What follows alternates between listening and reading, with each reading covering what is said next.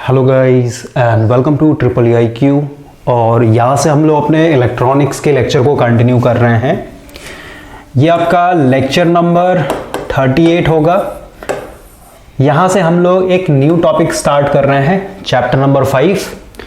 अभी lecture number 37 तक के बात करें तो लेक्चर नंबर 37 तक भाई हम लोगों ने चैप्टर नंबर 3 को कवर कर लिया था। और चैप्टर नंबर 3 में हम लोगों ने दो चीज़ के बारे में पढ़ा था, वैक्यूम ट्यूब्स और गैस फील्ड ट्यूब्स के बारे में। चैप्टर नंबर 3 के बाद आपका दूसरा चैप्टर था चैप्टर नंबर 4। इसमें आपको पढ़ना है स्ट्रक्चर ऑफ एटम्स। तो जब हम लोगों ने इलेक्ट्रॉनिक्स स्टार्ट किया था तो वहाँ पे मैंने आपको 29 से 30 लेक्चर दिया था। उसमें हम लोगों ने इस पोर्शन को यानी स्ट्रक्चर ऑफ एटम को काफ़ी डिटेल में कवर किया था। इसलिए अभी हम लोग चैप्टर नंबर 4 को यहाँ पे स्किप कर देंगे।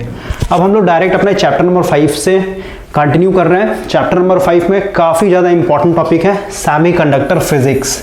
यानी इस चैप्टर के अंदर हम लोग सेमीकंडक्टर के बारे में पढ़ेंगे, सेमीकंडक्टर के प्रॉपर्टीज़ के बारे में पढ़ेंगे। थोड़ा सा यहाँ पे हम लोग बैकग्राउंड फ्रेम बनाएंगे और थोड़ा सा हम लोग यहाँ पे फिर से अपने स्टार्टिंग पॉइंट पे आएंगे। यानी चैप्टर नंबर 3 से आपका मेन इलेक्ट्रॉनिक्स स्टार्ट हुआ था, जिसमें हम लोगों ने दो चीज़ के बारे में पढ़ा है, वैक्यूम ट्यूब्स और गैस फील्ड ट्यूब्स। तो इसको हम लोगों ने बनाया ही क्यों था? क्योंकि अभी हम लोग यहाँ पे इलेक्ट्रॉनिक्स पढ़ रहे हैं भाई। तो इलेक्ट्रॉनिक्स में हम लोग क्या करते हैं, इलेक्ट्रॉन्स को कंट्रोल करना सीखते हैं। तो जब भी हम लोगों ने ट्यूब बनाया है, और ये जो ट्यूब बनाया है भाई वैक्यूम ट्यूब या फिर गैस फील्ड ट्यूब, बहुत पहले के जनरेशन में चलता था, 19वीं शताब्दी में चलता था, ठीक है। तो ये जो ट्यूब्स हैं इनका सबसे बड़ा डिसएडवांटेज है कि ये पावर कंजम्पशन यानी पावर बहुत ज़्यादा ये खाता है, ठीक है। पावर कंजम्पशन बहुत ज़्यादा है तो सीधी सी बात है इसका जो, जैसे अगर हम लोग यहाँ पे देखें कैसे पावर कंजम्पशन ज़्यादा हो रहा है। जैसे अगर हम लोग वैक्यूम ट्यूब्स की बात कर ले भाई, तो ये मान लेते हैं आपका ग्लास का इन्वेलप हो गया। इसके अंदर आपका दो प्लेट है, एक कैथोड हो गया और एक एनोड हो गया। हम लोगों ने देखा था कि यहाँ पे अगर इलेक्ट्रॉन इमिशन करवाना है तो इस कैथोड प्लेट को एक एक्स्ट्रा हीटर दे करके हम लोग को हीट करके इसको गर्म करना पड़ता है, राइट। अब यहाँ पे जो एक्स्ट्रा बैटरी लगा रहे हैं या फिर कहिए इस हीटर के अंदर जो एक्स्ट्रा पावर दे रहे हैं आप इस कैथोड प्लेट को हीट करने के लिए, तो ये जो पावर ले रहा है हीटर, ये तो यूजलेस है ना, इसका कोई यूज नहीं है आपके आउटपुट में। क्लियर हुआ? तो इसमें एक तरीके से पावर कंजम्पशन हो रहा है। उसके बाद ये जो कैथोड प्लेट है फिर एनोड प्लेट है, जैसे इसको हीट करेंगे तो यहाँ पे बहुत सारे इलेक्ट्रॉन्स के क्लाउड बन जाएंगे, जैसे हम लोग स्पेस चार्ज बोल रहे थे। अब इस इलेक्ट्रॉन को इस डायरेक्शन में फ्लो करवाने के लिए फिर से हम लोग क्या कर रहे थे, इस कैथोड को फिर से हम लोग एक दूसरे बैटरी से नेगेटिव टर्मिनल को और इसको हम लोग पॉजिटिव टर्मिनल से जोड़ रहे थे, तब जाकर के इसमें कंडक्शन हो रहा था। और इसमें एक और डिसएडवांटेज था कि इसके अंदर 100% वैक्यूम बना नहीं सकते, तो आयोनाइजेशन होगा गैस का, जो भी प्रेजेंट रहेंगे थोड़े बहुत, उसके चलते आपका इलेक्ट्रॉन जो कंट्रोल हो रहा है वो 100% आपके हाथ में नहीं रहेगा, आप 100% यहाँ पे कंट्रोल नहीं कर पाएंगे। ओके, तो सबसे पहले तो ये पावर कंजम्पशन ज़्यादा लेता है और उसका साइज बहुत ज़्यादा है, यानी बल्कि है भाई। अब क्योंकि ग्लास इन्वेलप है आपका ये, तो ग्लास जो होता है यानी कांच जो होता है, इनके एटम्स जो होते हैं काफ़ी डेंस होते हैं, यानी ये काफ़ी हैवी होंगे, इनका वेट जो होगा काफ़ी ज़्यादा होगा। अब थोड़ा सा मैं एग्जांपल दिखाता हूँ मैं आपको। अभी जब आप कंप्यूटर पढ़ेंगे लूसेंट से या फिर किसी और भी अदर बुक से कॉम्पिटिटिव लेवल के लिए भाई, ठीक है, तो जब आप कंप्यूटर पढ़िएगा भाई तो उसमें कंप्यूटर का हिस्ट्री पहले आपको पढ़ना होता है। तो अभी जब हम लोग का वर्ल्ड वार सेकेंड चल रहा था, यानी 1939 से लेकर के 1945 वाले टाइम में, इस टाइम में सबसे पहला कंप्यूटर बनाया गया था 1946 ईस्वी में। इसका नाम था आपका इनाइक। ओके, इलेक्ट्रॉनिक्स न्यूमेरिकल, ठीक है। अब ये स्पेलिंग गलत होगा मेरे ख्याल से, एक बार देख लेता हूं मैं, गूगल करते हैं हम लोग। देखिए, उसके बाद आपको समझ में आएगा कि वैक्यूम ट्यूब्स जो है या फिर जो आपने गैस फील्ड ट्यूब बनाया है इसको क्यों रिप्लेस किया गया है, क्यों नहीं आज के डेट में यूज करते हैं। ओके, देखिए यहाँ पे इनाइक साइज एंड वेट। तो अभी जैसे अगर हम लोग इसको देखें तो यहाँ पे लिखा हुआ है इसके अंदर 17,000, ठीक है, अगर आपको नहीं दिख रहा होगा भाई तो आप गूगल कर लीजिएगा, 17,500 वैक्यूम ट्यूब्स को एक तरीके से यूज किया गया था, ठीक है। और अगर हम लोग इसके वेट की बात करें तो ये 30 टन, सोच लीजिए 30 टन है। यानी काफ़ी ज़्यादा हैवी है। और क्योंकि ये काफ़ी ज़्यादा हैवी है तो सीधी सी बात है साइज़ भी बहुत बड़ा होगा। इसको रखने के लिए आपको 50 फुट लंबा जो है बेसमेंट यानी हॉल बनाना पड़ेगा। यानी 50 फुट यानी मतलब 1800 स्क्वायर फीट, यानी आप कह सकते हैं 2 कट्ठा के जमीन में आपको पूरा हॉल बना करके इसको एक तरीके से रखना पड़ेगा। तो सोचिए ये वैक्यूम ट्यूब जो है काफ़ी बड़ा साइज होता था और काफ़ी ज़्यादा पावर कंज्यूम करता था और काफ़ी ज़्यादा हैवी होता था भाई, ठीक है। अब इस चीज़ के चलते हम लोगों ने क्या किया है, इसको यूज़ ना करके हम लोग सीधे सीधे सेमीकंडक्टर पे आ रहे हैं, क्योंकि सेमीकंडक्टर भी क्या कर रहा है आपका इलेक्ट्रॉन्स को ही कंट्रोल करेगा। पहले हम लोगों ने वैक्यूम ट्यूब डिजाइन किया या फिर गैस फिल ट्यूब डिजाइन किया है ताकि इलेक्ट्रॉन को कंट्रोल कर सके, लेकिन वो हम लोग के लिए सुविधाजनक नहीं है या फिर कहिए वो हम लोग के लिए भाई फायदेमंद नहीं है, क्योंकि इलेक्ट्रिसिटी काफ़ी ज़्यादा महंगा हो चुका है ना आज के डेट में। ओके, तो सेमीकंडक्टर क्या है इसको पहले हम लोग स्टार्ट करेंगे और इस पूरे चैप्टर में हम लोग बहुत ही इंपॉर्टेंट टॉपिक को कवर करेंगे। ये है आपका, इस डायग्राम से आप फैमिलियर होंगे। जैसे यहाँ पे दिया कंडक्शन बैंड, तो आपको पहले फील होना चाहिए भाई कि कंडक्शन बैंड का मतलब क्या होता है। Valence band, third band, second band, ये सब है क्या, या फिर कहिए 0.7 इलेक्ट्रॉन वोल्ट है क्या। ओके, इसको एनर्जी गैप क्यों बोलते हैं, फॉरबिडन गैप क्यों बोलते हैं, हर एक सिलिकॉन के लिए अलग होगा, जर्मेनियम के लिए अलग होगा, ऐसा ऐसा क्यों होता है, ठीक है। आज पूरा का पूरा आपका क्लियर हो जाएगा। और क्योंकि ये पूरा थ्योरी है तो इसको हम लोग लाइन बाय लाइन पढ़ेंगे, क्योंकि अगर मैं ऐसे ही समझाने लगूंगा तो बहुत सारा चीज़ जो है आपका मिस हो जाएगा भाई, ठीक है। तो लाइन बाय लाइन हम लोग पढ़ेंगे। सबसे पहले इंट्रोडक्शन दिया हुआ है, बोलता है certain substances like germanium, silicon, carbon ETC are neither good conductor, ठीक है, यानी ना ही तो अच्छे गुड कंडक्टर होंगे और ना ही अच्छे ये गुड इंसुलेटर होंगे, ठीक है। जैसे ग्लास अपने आप में काफ़ी अच्छा इंसुलेटर है, या फिर कहिए कॉपर अपने आप में गुड कंडक्टर है, तो ये जो जर्मेनियम और सिलिकॉन बताया है ये ना ही अच्छे गुड कंडक्टर है और ना ही अच्छे गुड इंसुलेटर है, ठीक है। In other words the resistivity of these materials lie in between conductor and insulator. मतलब अब सबसे पहले एक चीज आप समझ लीजिए भाई कि जो सेमीकंडक्टर होता है ये सेमीकंडक्टर को सिर्फ और सिर्फ रेजिस्टिविटी से डिफाइन नहीं किया जाता है, ठीक है। इसके और भी बहुत सारे प्रॉपर्टीज होते हैं, बहुत सारे पैरामीटर होते हैं, उस बेसिस पे हम लोग इसको सेमीकंडक्टर बोलते हैं। सिर्फ रेजिस्टिविटी इसको डिफाइन नहीं करेगा। तो अभी हम लोग आगे नेक्स्ट पेज में हम लोग बात करेंगे। जैसे अगर कोई लड़का है, ठीक है, एग्जाम्पल के तौर पर मान लेते हैं ये आप हैं। अब जैसे आप में कोई खराब गुण है भाई, ठीक है, आपका कोई बैड क्वालिटी है, तो सिर्फ एक बैड क्वालिटी से आपको अगर कोई जज करता है कि आप बहुत खराब इंसान हैं, या फिर कहिए एक अच्छे क्वालिटी को लेकर के आपको कोई कहता है कि आप बहुत अच्छे इंसान हैं, तो जो आपको इंसान इस तरीके से जज कर रहा है वो गलत है, ठीक है। ओके, तो वही है कि सेमीकंडक्टर को अगर सिर्फ और सिर्फ हम लोग रेजिस्टिविटी के हिसाब से अगर जज करेंगे या फिर रेजिस्टिविटी के हिसाब से देखेंगे तो ये इसका प्रॉपर डेफिनेशन नहीं होता है। क्लियर हो गया। धीरे धीरे जैसे हम लोग पढ़ेंगे थ्योरी इस चैप्टर का क्लियर होते चला जाएगा, ठीक है। अभी सबसे पहले इसने बोला कि इसका जो रेजिस्टिविटी होता है ये इंसुलेटर और जो आपका कंडक्टर है उसके बीच में एग्जिस्ट करता है, ठीक है। Such substances are classified as semiconductor, इनको हम लोग सेमीकंडक्टर बोलते हैं।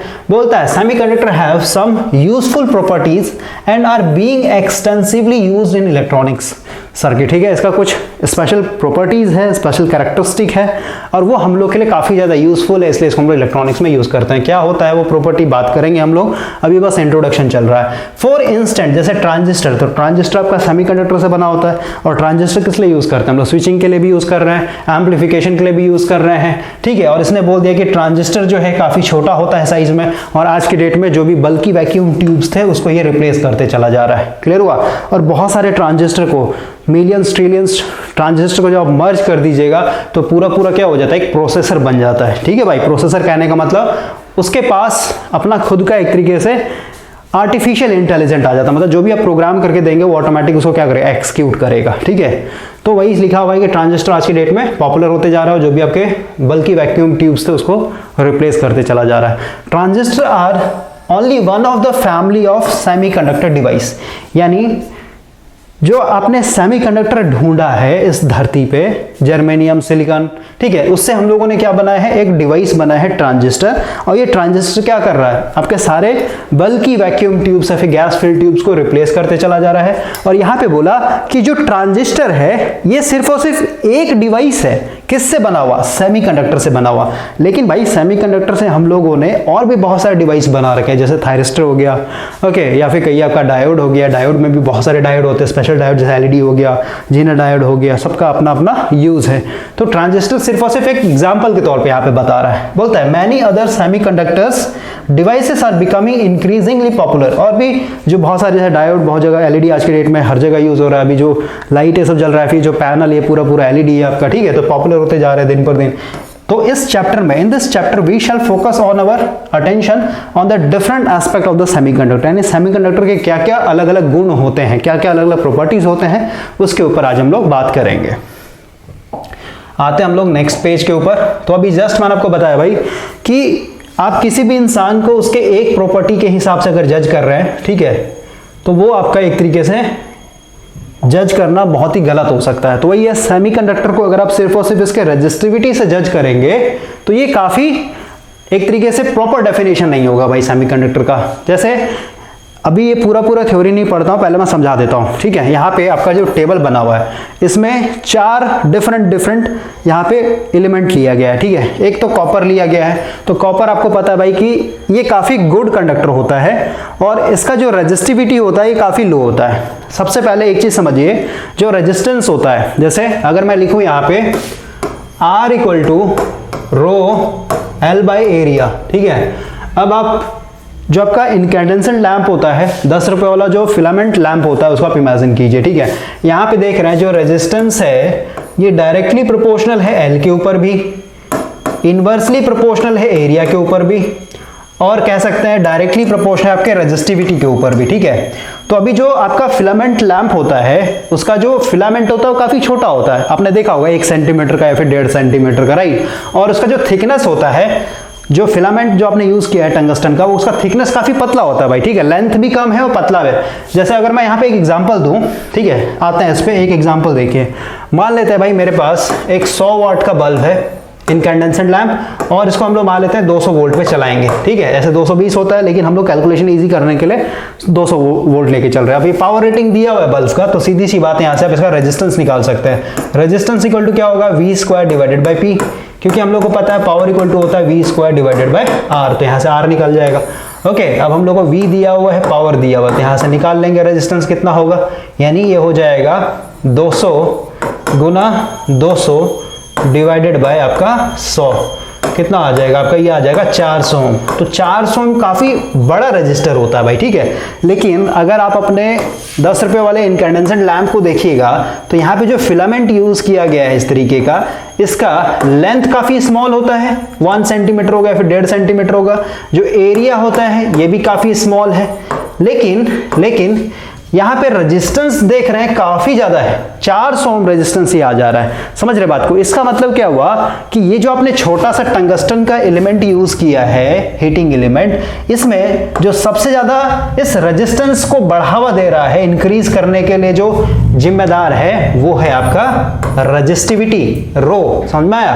क्योंकि भाई R इक्वल टू होता है रो L बाय एरिया, तो लेंथ भी काफी स्मॉल है, एरिया भी काफी स्मॉल है, तो बचा क्या, अगर ये स्मॉल है ये भी स्मॉल है, तो इसके चलते कभी भी 400 ओम रेजिस्टेंस मिलेगा नहीं, तो बचा क्या, रेजिस्टिविटी। इसका मतलब क्या हुआ, ये जो 400 ओम रेजिस्टेंस आ रहा है, इतना हैवी रेजिस्टेंस आ रहा है, किसके चलते आ रहा है, मटेरियल के प्रॉपर्टी के चलते आ रहा है, ठीक है। यानी किसी भी अगर आप मेटल के ऊपर फोकस कर रहे हैं भाई, तो उसका जो रेजिस्टिविटी होता है, सॉरी रेजिस्टेंस होता है, वो सबसे ज्यादा किसके ऊपर डिपेंड करता है, रेजिस्टिविटी के ऊपर, ठीक है। जैसे यहाँ पे बताया कॉपर, तो कॉपर का क्योंकि रो का वैल्यू काफी स्मॉल है, मैग्नीट्यूड देख रहे हैं 10 का पावर -8 है, क्लियर हुआ।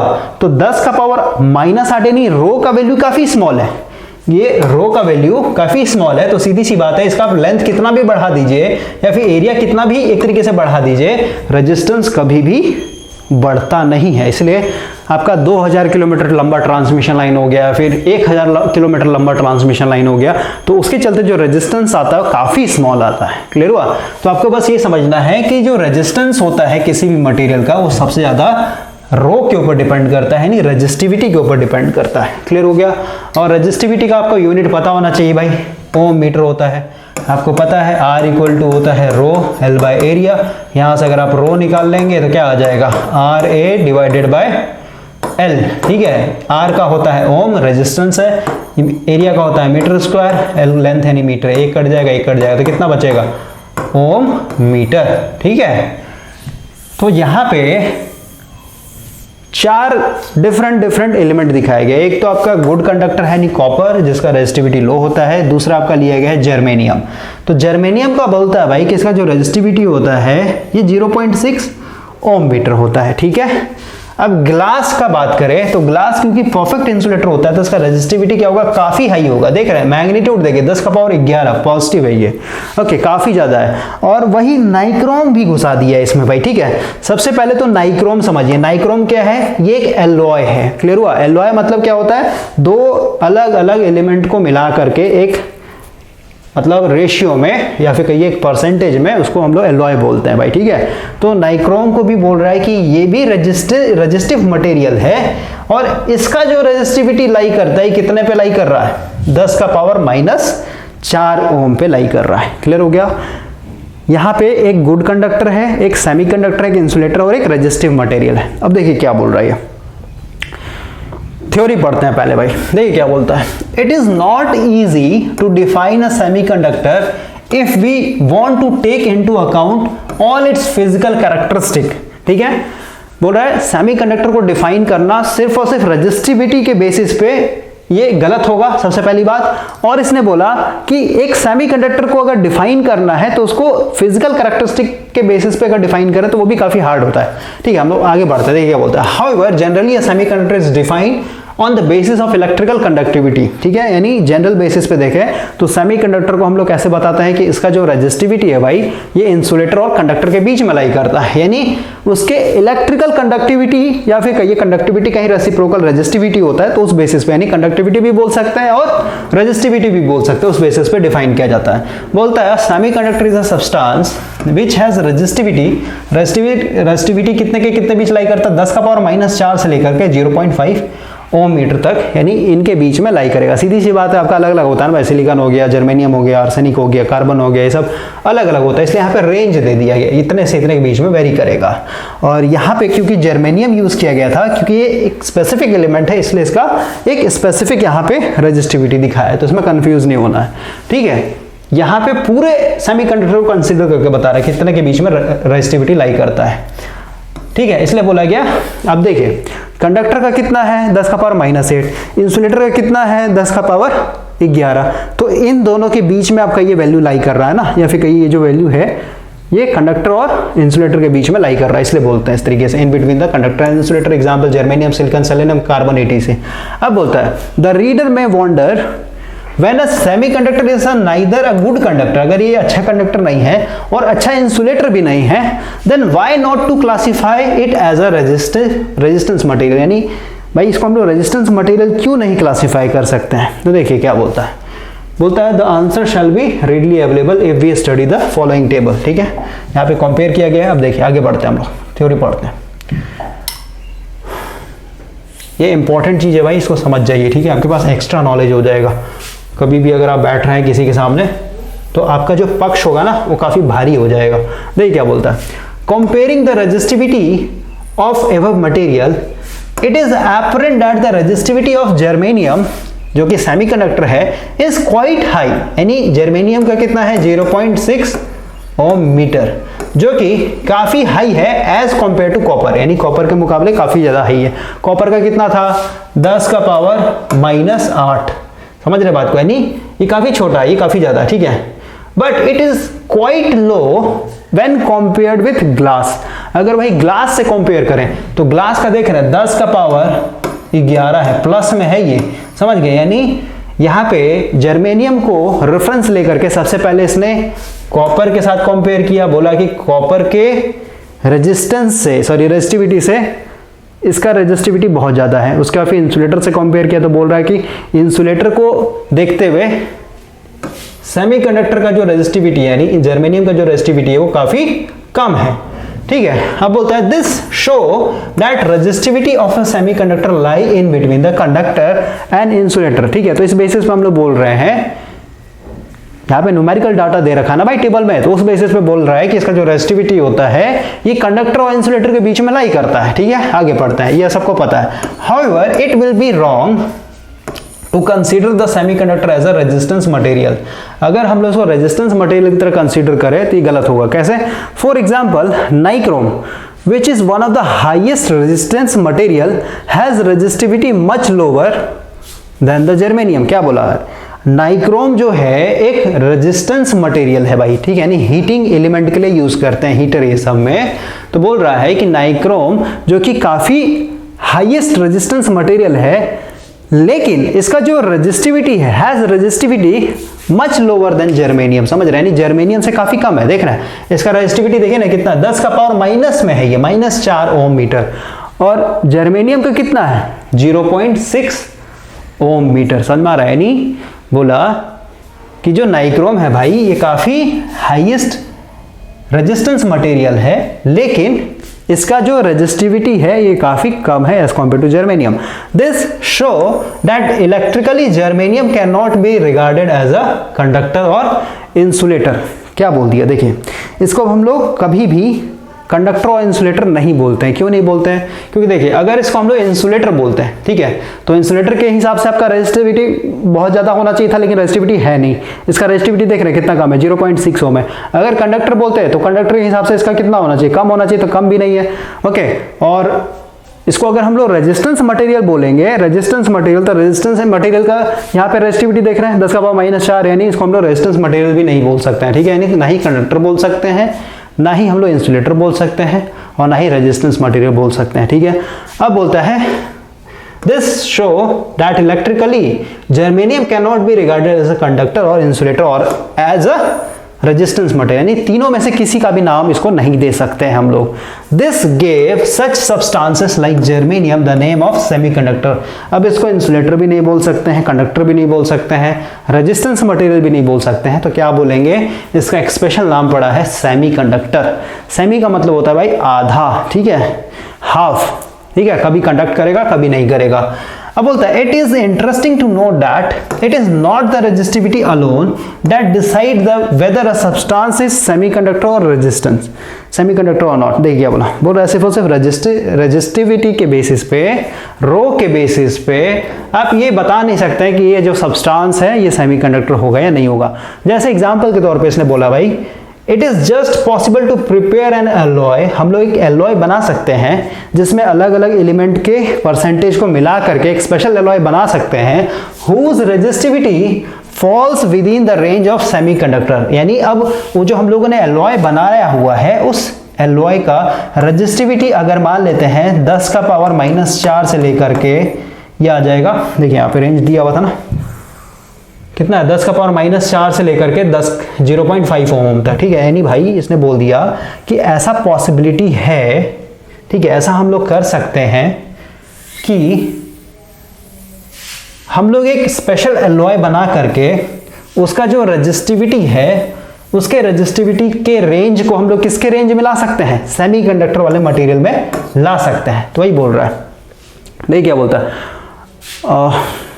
कहाँ गया भाई, नहीं क्या बोलता है, for example it is just possible to prepare an alloy बना करके उसके रेजिस्टिविटी को whose resistivity falls within the range of semiconductor range में ला सकते हैं, but the alloy can not be regarded as a semiconductor. लेकिन भाई सिर्फ और सिर्फ रेजिस्टिविटी को मैच करवा देने से वो कभी भी सेमीकंडक्टर थोड़ी ना बन जाएगा। समझ रहे बात को? In fact semiconductor have a number of peculiar properties which distinguish them from conductor, insulator and resistance material, यानी सिर्फ और सिर्फ रेजिस्टिविटी पे ही आपका सेमीकंडक्टर को डिफाइन नहीं किया जाता है, उसके और भी बहुत सारे प्रॉपर्टी होते हैं। इसलिए इसने बोल दिया कि एक एलॉय बना करके, स्पेशल एलॉय बना करके अगर आप उसके रेजिस्टिविटी को सेमीकंडक्टर वाले रेजिस्टिविटी के रेंज में ले आते हैं तो कभी भी एलॉय एज अ सेमीकंडक्टर की तरह काम नहीं करेगा। यानी सेमीकंडक्टर के पास और भी बहुत सारे स्पेशल प्रॉपर्टीज होते हैं, ठीक है, कुछ और भी गुण होते हैं। क्या गुण होते हैं? तो सबसे पहला बोल दिया कि इसका जो रेजिस्टिविटी होता है ये हमेशा क्या होगा, इंसुलेटर से कम होगा और कंडक्टर से ज्यादा होगा, यानी ये दोनों के बीच में एग्जिस्ट करता है, इसका रेजिस्टिविटी हमेशा दोनों के बीच में एग्जिस्ट करेगा। बोलता है semiconductors have negative temperature coefficient of resistance, मतलब टेम्परेचर आप बढ़ाइएगा तो रेजिस्टेंस घटेगा, ठीक है, और वही अगर आप टेम्परेचर को घटाइएगा तो रेजिस्टेंस बढ़ेगा। For example germanium is actually an insulator at low temperature, मतलब लो टेम्परेचर पे ये इंसुलेटर की तरह काम करेगा, but it becomes a good conductor at high temperature. Temperature बढ़ा दीजिएगा तो आपका कंडक्टिविटी बढ़ जाएगा। ये सब कैसे होता है, ये सब माइक्रोस्कोपिक लेवल पे भी हम लोग समझेंगे, सब चीज आपको फील होगा भाई, ठीक है। आगे बोलता है when a suitable metallic impurities, अब बोल रहा है अगर हम लोग कुछ इम्प्योरिटीज ऐड कर दें सेमीकंडक्टर के अंदर में, जिसको हम लोग डोपिंग बोलते हैं टेक्निकल लैंग्वेज में, ओके, जैसे आर्सेनिक हो गया, गैलियम हो गया, it is added to a semiconductor, अगर सेमीकंडक्टर में डाल देते हैं, its current conducting property changes, ठीक है, यानी इसका जो करंट मतलब भाई इंक्रीज होता है, बस ऐसे समझिए, मतलब ये पहले से और बेटर तरीके से कंडक्ट करने लगेगा। This property is the most important and discussed later in detail, ठीक है, इसको हम लोग आगे में डिटेल में पढ़ेंगे। ये बस आपको यहाँ पे एक बैकअप बना के दे दिया है, ठीक है, हिंट दे दिया आपको कि डोपिंग भी किया जाता है इसमें। अब पढ़ते हैं हम लोग का, यहां से स्टार्ट हो रहा है पूरा पूरा आपका माइक्रोस्कोपिक लेवल पे valence band, conduction band, energy gap, ये सब क्यों होता है आज आपका पूरा क्लियर हो जाएगा। बोलता है बॉन्ड इन सेमीकंडक्टर, सबसे पहले भाई आप किसी भी चीज को समझ रहे हैं, जैसे मान लेते हैं ये जो पेन है इसको समझिए, ये मेरे पास एक सिलिकॉन का टुकड़ा है, ठीक है, या फिर कहिए एक जर्मेनियम का टुकड़ा है, ठीक है। तो ये है क्या एक्चुअली, इसको अगर आपको बहुत ही गहराई में देखना होगा, डिटेल में पढ़ना होगा, तो कहाँ पे जाएंगे आप, इसके एटॉमिक स्ट्रक्चर पे जाएंगे कि इसका एटम कैसे जुड़ा हुआ है एक दूसरे से, ठीक है। तो अभी हम लोग सेमीकंडक्टर के एटम्स को देख रहे हैं कि एटम्स कैसे जुड़े हुए हैं, अंदर में है क्या एक्चुअली। तो बोलता है the atoms of every element are held together by bonding action of valence electron. क्या बोला, जितने भी एलिमेंट होते हैं भाई, जितने भी एलिमेंट है, खासकर सॉलिड एलिमेंट्स, जैसे कॉपर हो गया, एल्युमिनियम हो गया, आपका टीन हो गया, लेड हो गया, ये सब क्या है, सॉलिड है ना। तो वो सब क्या है, आपस में जितने भी एटम है, बिलियन ट्रिलियंस एटम सब आपस में जुड़े हुए हैं, ठीक है। कैसे जुड़े हुए हैं, तो बॉन्डिंग एक्शन से। बॉन्डिंग एक्शन क्या होता है, देखिए मैंने आपको बताया था कि जो एटम्स होते हैं भाई, इनका एक ड्यूटी होता है, ठीक है, आगे हम लोग बात करेंगे। इनका अपना एक ड्यूटी होता है, और ड्यूटी क्या होता है, इनका जो ऑर्बिट है, जैसे अगर हम लोग एल्युमिनियम की बात करें तो एल्युमिनियम का कितना है, एटॉमिक नंबर 13 है, यानी फर्स्ट शेल में, ये मान लेते आपका न्यूक्लियस हो गया, तो फर्स्ट शेल में 2 इलेक्ट्रॉन, ठीक है, और आपको पता है कि K में 2 ही मैक्सिमम इलेक्ट्रॉन रखे जाते हैं, इसका फॉर्मूला होता है 2n², ठीक है। तो 2 गुना फर्स्ट ऑर्बिट है 1 का स्क्वायर, यानी कितना हो जाए आपका 2। सेकेंड ऑर्बिट में आप मैक्सिमम 8 इलेक्ट्रॉन को रख सकते हैं, ठीक है, और थर्ड ऑर्बिट भी बनाना पड़ेगा क्योंकि इसमें 13 इलेक्ट्रॉन एक तरीके से, ठीक है। तो कितना हो जाएगा, 2 8 10 हो गया, यानी 3 बच जाएगा, 3 इलेक्ट्रॉन जो है इसका वैलेंस बैंड में। अब मेरे को बताइए जो इसका थर्ड बैंड है, जिसको हम लोग वैलेंस बैंड बोल रहे हैं, इसमें मैक्सिमम कितना आप इलेक्ट्रॉन रख सकते हैं, 2n² फॉर्मूला होता है, यानी 2 और यहाँ पे 3 का स्क्वायर यानी 9, यानी कितना हो जाएगा 18 इलेक्ट्रॉन यहाँ पे रखे जा सकते थे, लेकिन इसके पास है कितना, मात्र 3 इलेक्ट्रॉन ही है। तो ये क्या करेगा, इनका एक ही ड्यूटी होता है अपने वैलेंस बैंड को भरना, ठीक है, कंप्लीट करना। तो भाई इसको अभी और कितने चाहिए, इसको अभी चाहिए कितने, 15 इलेक्ट्रॉन। ऐसे आप SPDF वाला जो होता है ना, उससे करिए, वो एक तरीके से एक्यूरेट इलेक्ट्रॉनिक कन्फिग्रेशन होता है, ठीक है। थर्ड ऑर्बिट में भी आपका SPDF से जाएगा तो उसको 8 इलेक्ट्रॉन चाहिए अभी भी, ठीक है। 8 इलेक्ट्रॉन अगर, यानी 3 तो है, 5 इसको और चाहिए, तो 5 इलेक्ट्रॉन्स को कोई दे देगा ना, तो इसका ड्यूटी खत्म हो जाएगा, इसका काम खत्म हो जाएगा, ऐसे समझिए, ठीक है। तो इसको 5 को इलेक्ट्रॉन थोड़ी ना देगा, इलेक्ट्रॉन का जो भी शेयरिंग होता है 1 इलेक्ट्रॉन या फिर 2 इलेक्ट्रॉन ऐसे होता है भाई, ठीक है। 5 इलेक्ट्रॉन कोई नहीं देगा। आप किसी से हैवी अमाउंट का आप उधार मांगिएगा, 10 लाख 5 लाख नहीं देगा कोई भी आपको, ठीक है।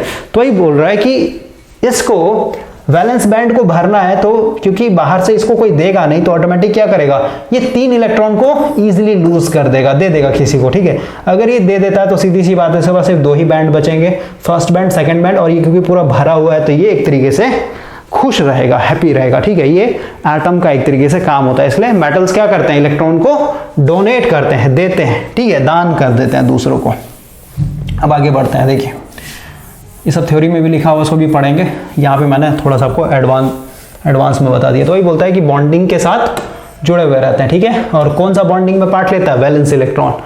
This bonding is due to the fact that it is tendency of each atom to complete its last orbit by acquiring 8 electron in it, ठीक है। हर एक एटम का जो लास्ट ऑर्बिट होता है, जिसको वैलेंस बैंड बोलते हैं भाई, उनको ये भरना चाहता है, उनको ये कंप्लीट करना चाहता है, ठीक है। ओके, बोलता है however in most of the substance the last orbit is incomplete, ठीक है, भरा हुआ नहीं रहता। जैसे अभी एल्यूमिनियम का मैंने आपको बताया, the last orbit does not have 8 electron, उनमें 8 इलेक्ट्रॉन नहीं है।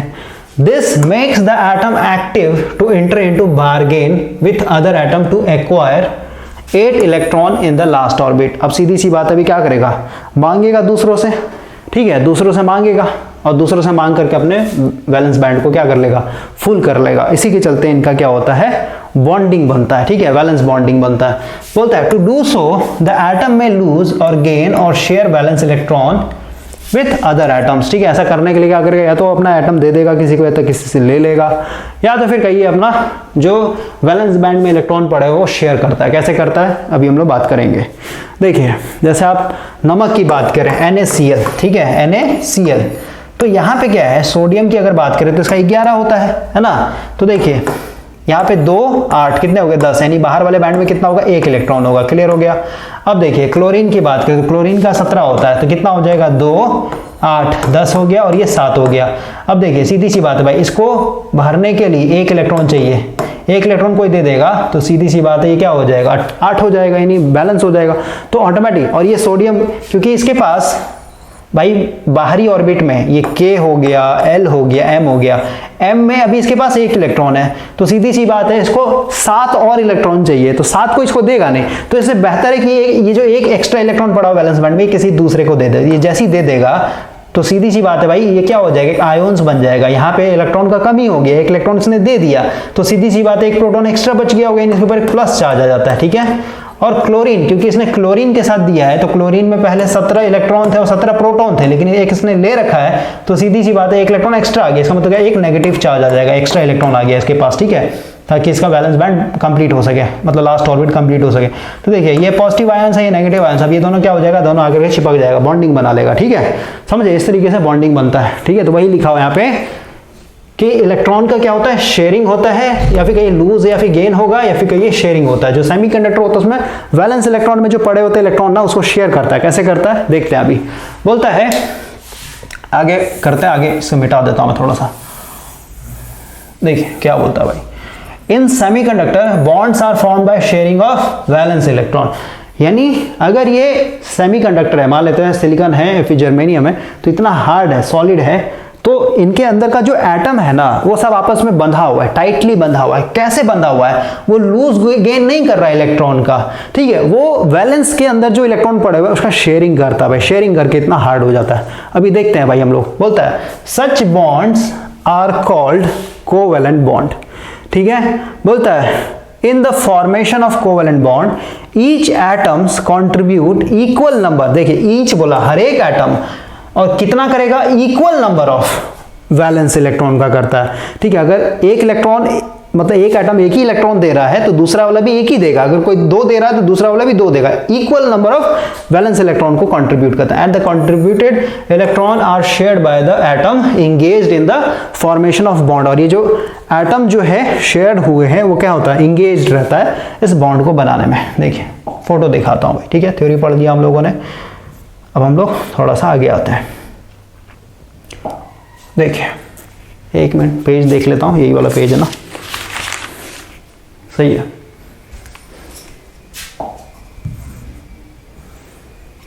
पेज चेंज करना पड़ेगा भाई, पेज नंबर आपका 57, वेट यहाँ पे ओपन करते हैं।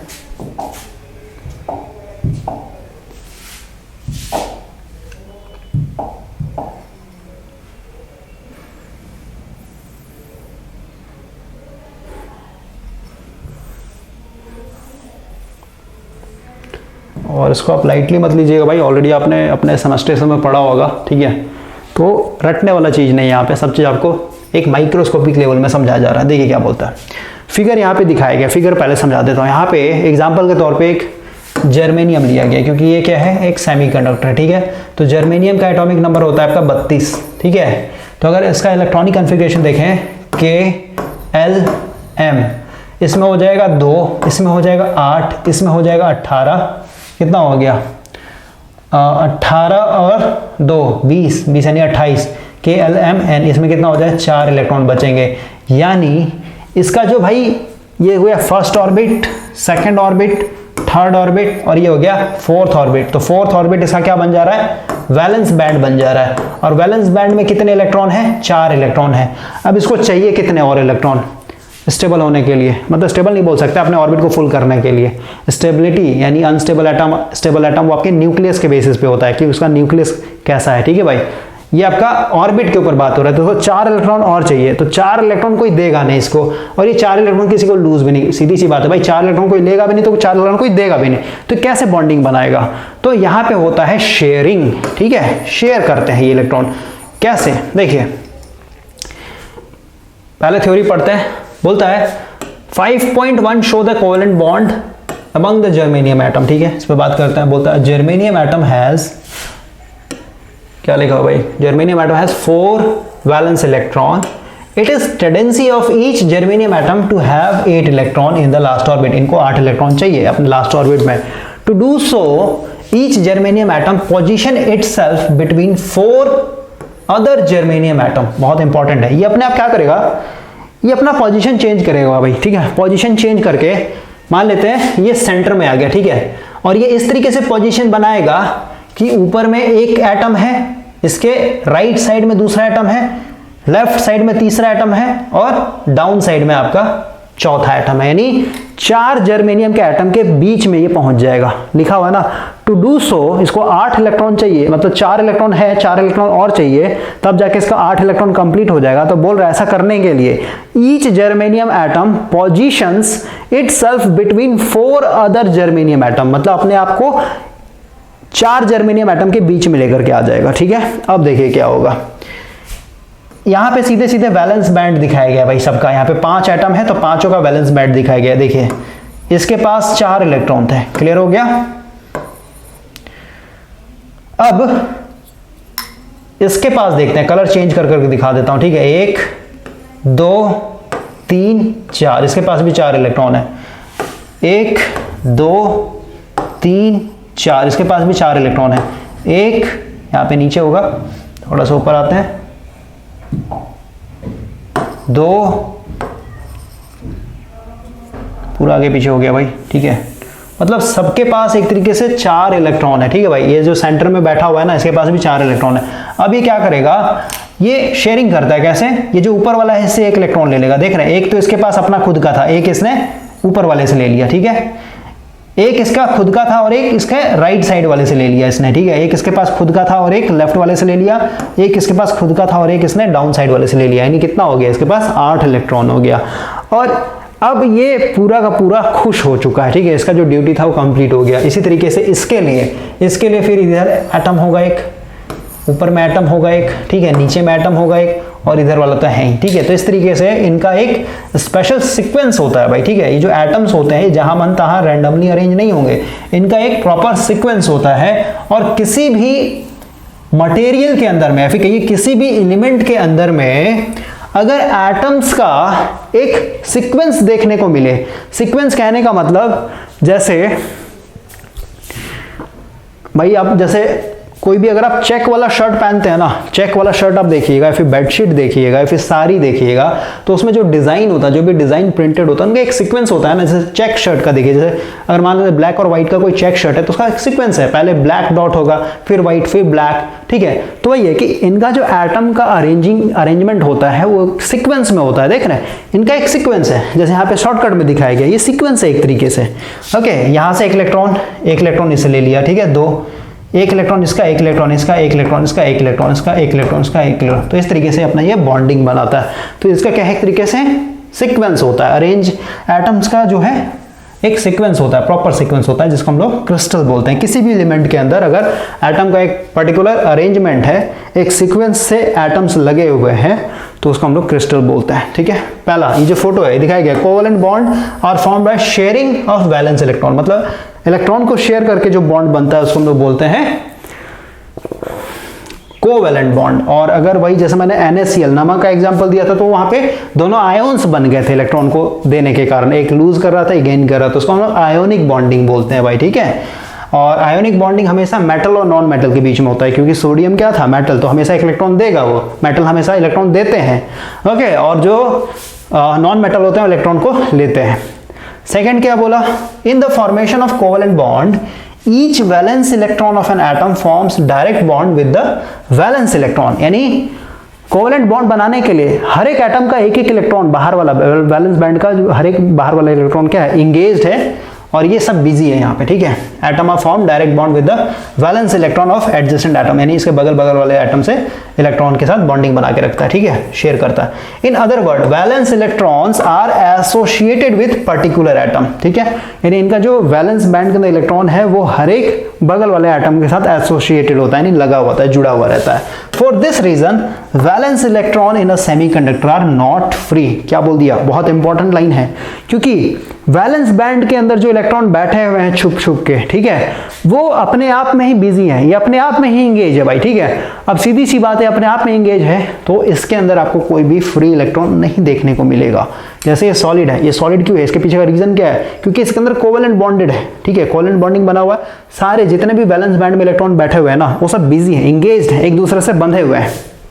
अब देखिए, समझिए, अगर मैंने आपको बेसिक इलेक्ट्रिकल में बताया था भाई वोल्टेज का, ये मान लेते हैं न्यूक्लियस हो गया, और मान लेते हैं एल्युमिनियम, दिखाता हूं मैं एल्युमिनियम के लिए, ये इसका फर्स्ट ऑर्बिट हो गया जिसमें 2 इलेक्ट्रॉन होंगे, सेकंड ऑर्बिट हो गया जिसमें 8 इलेक्ट्रॉन होंगे, बाहर वाले में 3 इलेक्ट्रॉन होगा, ठीक है।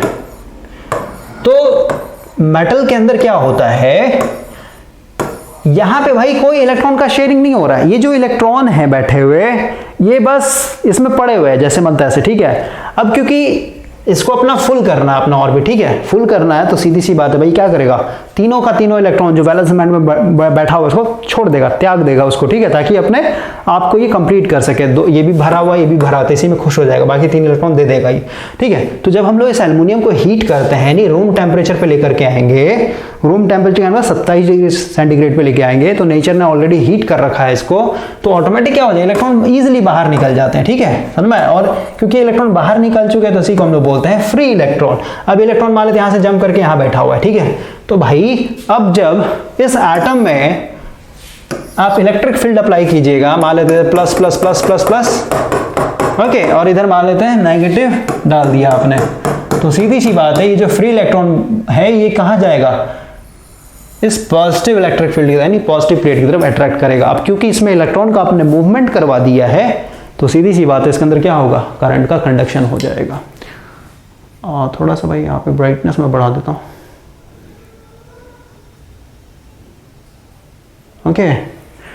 तो इसमें आपको कंफ्यूज नहीं होना भाई, लेकिन वही सेमीकंडक्टर में देख रहे हैं आप कि जो वैलेंस बैंड में इलेक्ट्रॉन बैठे हुए हैं वो फ्री है ही नहीं, वो इंगेज्ड है, वो अपनी ड्यूटी में लगे हुए हैं, दोनों का हाथ पकड़ा हुआ है, बिजी है वो दोनों, ओके। तो ये अंतर होता है सेमीकंडक्टर और जो आपका नॉर्मल कंडक्टर होता है एल्युमिनियम कॉपर, उनमें।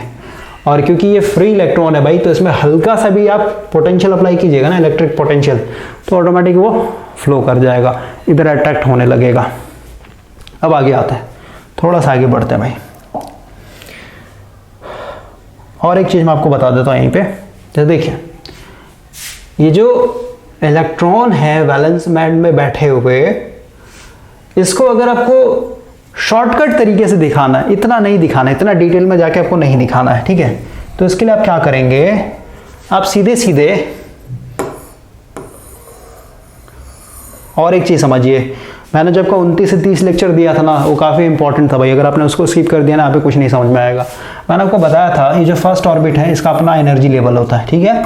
सेकंड ऑर्बिट है इसका अपना एनर्जी लेवल होता है, ठीक है। कहने का मतलब क्या है कि अगर इसके अंदर कोई इलेक्ट्रॉन बैठा हुआ है तो ये इस न्यूक्लियस के साथ बंधा हुआ है, क्योंकि नेगेटिव चार्ज है, पॉजिटिव चार्ज है। क्लियर हो गया। अब इसके बंधन को तोड़ने के लिए, ठीक है, यानी मान लेते हैं इसको फर्स्ट ऑर्बिट से इसको सेकंड यानी हायर ऑर्बिट में भेजना है, तो इसको एक एनर्जी चाहिए होता है, ठीक है। वो एनर्जी मान लेते किसी ईएमआर के थ्रू इसको मिल जाएगा, तो वो स्पेसिफिक एनर्जी लेकर के कहाँ चला जाएगा, ये अपर ऑर्बिट में चला जाएगा कुछ समय के लिए, फिर वापस आ जाता है एनर्जी रिलीज करके, ठीक है। तो मैं क्या बोल रहा हूँ कि हर एक ऑर्बिट का अपना अपना एनर्जी लेवल होता है। क्लियर हो गया। यानी इसमें जो भी इलेक्ट्रॉन बैठे हुए हैं उसके पास एक सफिशिएंट एनर्जी है। क्लियर हो गया। इसमें जो इलेक्ट्रॉन बैठे हुए हैं सेकंड ऑर्बिट में, इसके पास भी एक सफिशिएंट एनर्जी है। यहाँ पे जो बैठे हुए हैं इनके पास भी अपना एक सफिशिएंट एनर्जी है। तो इनको दिखाने के लिए हम लोग कुछ इस तरीके से बॉक्स तरीके से दिखाते हैं। और आप देख रहे हैं, मैंने आपको बताया था कि जो इलेक्ट्रॉन होते हैं इनका क्लास होता है भाई, ठीक है। यानी इलेक्ट्रॉन जो होगा इसी ऑर्बिट में पाएगा, इन दोनों के बीच में ये सब जो है ना, यहाँ पे कहीं नहीं कोई इलेक्ट्रॉन नहीं मिलेगा, ठीक है। यहाँ पे मिलेगा डायरेक्ट आपको, उसके बाद फिर डायरेक्ट आपको यहाँ पे मिलेगा, यानी ये जो खाली जगह है बीच में, यहाँ पे कहीं पे भी आपको इलेक्ट्रॉन देखने को नहीं मिलेगा। तो इस तरीके से अगर मैं दिखा दूं, ये मान लेते भाई ये फर्स्ट ऑर्बिट है, ठीक है। फर्स्ट ऑर्बिट को मैं ऐसे बॉक्स से दिखा रहा हूं। ये मान लेते मेरा सेकेंड ऑर्बिट है, ठीक है। और इनके बीच में गैपिंग क्यों दिखा रहा हूं मैं, क्योंकि भाई इस वाले बैंड में, फर्स्ट बैंड और सेकंड बैंड के बीच में, इन दोनों के बीच में कोई इलेक्ट्रॉन एग्जिस्ट ही नहीं करता है, ठीक है। ये सब आपका बहुत सारे साइंटिस्ट के बारे में मैंने आपको बताया था भाई, वहां पे उन्होंने सारा चीज बताया हुआ है, तो अपने मर्जी से मैं कुछ भी नहीं बोल रहा हूँ। ओके, तो ये फर्स्ट ऑर्बिट हो गया। तो सेकंड ऑर्बिट को दिखाने के लिए यहाँ पे गैप दिखाना पड़ेगा, ये जो गैप है, ठीक है। और ये मान लेते आपका थर्ड ऑर्बिट है, तो थर्ड ऑर्बिट में भी आपका ये गैप दिखाना पड़ेगा, ओके, क्योंकि इनके बीच में कोई भी इलेक्ट्रॉन एग्जिस्ट ही नहीं करते हैं। अब मैंने आपको बता दिया कि अगर ये फर्स्ट ऑर्बिट है, तो फर्स्ट ऑर्बिट से अगर इलेक्ट्रॉन को आप सेकंड ऑर्बिट में भेजना चाहते हो तो स्पेसिफिक एनर्जी चाहिए।